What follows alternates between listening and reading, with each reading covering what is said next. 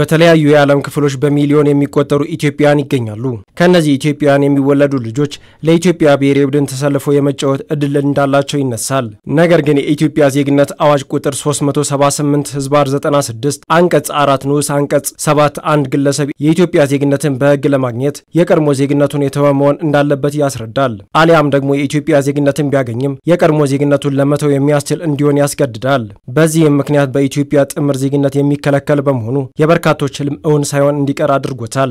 በሌላ በኩል ደግሞ እንደ አውሮፓውያኑ ዘመን አቆጣጠር በ2014 ፊፋ ባወጣው ህግ መሰረት አንድ ተጫዋች በእናቱና በአባቱ አሊያም ባያቱ የደም ትስስር ካለው ላደገበት ሀገር ዋና ብሔራዊ ቡድን ካልተጫወተ የደም ቁርኝት ላለው ሀገር መጫወት መብት እንዳለው ይገልጻል። በዚህም ህግ በርካታ ሀገራት ሲጠቀሙ ኢትዮጵያ ግን ይህንን እድል ሳትጠቀም ቆይታለች ሲሉ የስፖርት ባለሙያዎች ይናገራሉ። ኢትዮጵያ ደብል ዜግነት ስለማትፈቅድ በብቻ መታወቂያ መጫወት የሚችልበት ሁኔታዎች እንዴት ይቻላል ነው። ፊፋ ደግሞ ያበረታታል።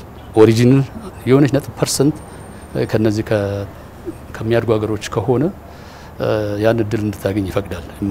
ምንድነው የሀገሩ ህግ ይፈቅዳል አይፈቅድም ነው። በጣም በሚያሳዝን ሁኔታ በጣም ከፍተኛ የሆነ የህዝብ ፍላጎት ፍቅር ያለበት ዘርፍ ዝም ብሎ ይባክናል እና ይሄ ነገር አሳሳቢ በመሆኑ እኛ የተለያዩ ጥረቶችን አድርገናል። የኢትዮጵያ ዲያስፖራ እዚህ ላይ ብዙ ነገር ማድረግ ይችላል። ብዙ ነገር እስከዛሬ ድረስም በብዙ መስኩ ሰፖርት ያደረገ የኢትዮጵያን ኢኮኖሚ እስከ 4.7 ሬሚተንስ ቢሊየን እየላከ በእውቀትም ብዙ ነገር እየሰራ ያልተነካው ቦታ ስፖርት ነው። አንተን አጓክቶ አምጥቶህ እንድታረግ የሚያርግ ኢንሴንቲቭ የለም። መመሪያዎቹ ደንቡ ምኑ በጣም ጫና የበዛበት ነው።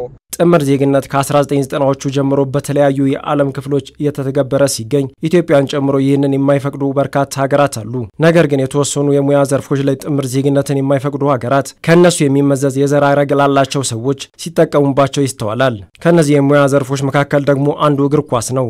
ኢትዮጵያ ይህንን እድል እንዴት ልትጠቀምበት ትችላለች? ለፊፋ ለማሳወቅ እዚህ ሀገር ላይ ከኢሚግሬሽንም ደብዳቤ ያስፈልጋል።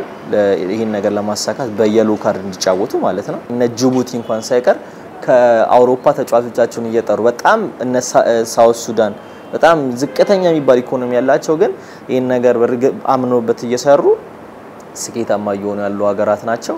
በ2021 የአፍሪካ ዋንጫ ከተሳተፉ 24 ብሔራዊ ቡድኖች መካከል አንድም ከአፍሪካ ውጭ የሚጫወት እግር ኳስ ተጫዋች ካላካተቱ ብሔራዊ ቡድኖች መካከል ኢትዮጵያ አንዷ ናት። እንደ ሀገር ለማስተናገድ ከምናስበው የ2029 የአፍሪካ ዋንጫ ትውልደ ኢትዮጵያውያንን ለማካተት አስቀድሞ ስራዎች መስራት እንደሚገባቸው ተነግሯል። እግር ኳስ ሂደት ነው፣ ፕሮሰስ ነው።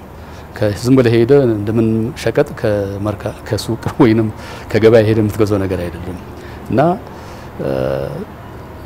ከአራት ዓመት በኋላ ሊደርሱሉ የሚችሉ ልጆች ማን አለን እና ምን አለን አሁን ምን እንፈልጋለን ተብሎ የሚደረግ እንቅስቃሴ ያለ አይመስለኝም። ለኛ ሀገር ላሉ ተጫዋቾችም የበለጠ ልምድ ከኢትዮጵያ ወጥተው እንዲጫወቱ መንገድ እንዲከፍቱላቸው ይችላል።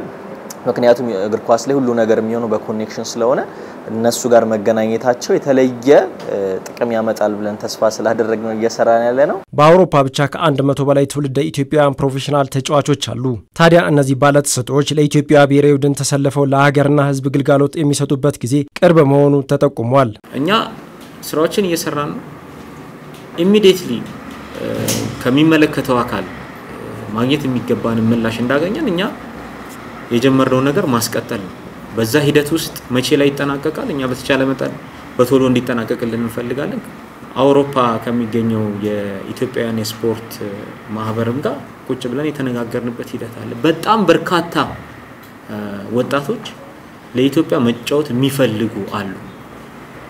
ለኢትዮጵያ መጫወት ባለመቻላቸውም እድሜያቸው እያለፈባቸው ያሉ ተጫዋቾችም አሉ።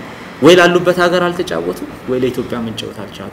ስለዚህ እንደዚህ አይነት ነገሮች ስላሉ እኛ በቶሎ በፍጥነት ነገሮች እንዲጠናቀቁልን እንፈልጋለን። የሚመለከተው አካልም በዚህ ጉዳይ ላይ አፋጣኝ ምላሽ እንዲሰጠን ነው የምንፈልገው። አሸናፊ ብሔራዊ ቡድን ለመገንባት ከማሰብ አስቀድሞ ያንን ሐሳብ ለይቶ ማወቅ እንደሚገባ ይነሳል። ትውልደ ኢትዮጵያ ለኢትዮጵያ ብሔራዊ ቡድን እንዲጫወቱ ለማድረግ ሰፊ የምልመላ መረብ እንደሚያስፈልግ ተነግሯል።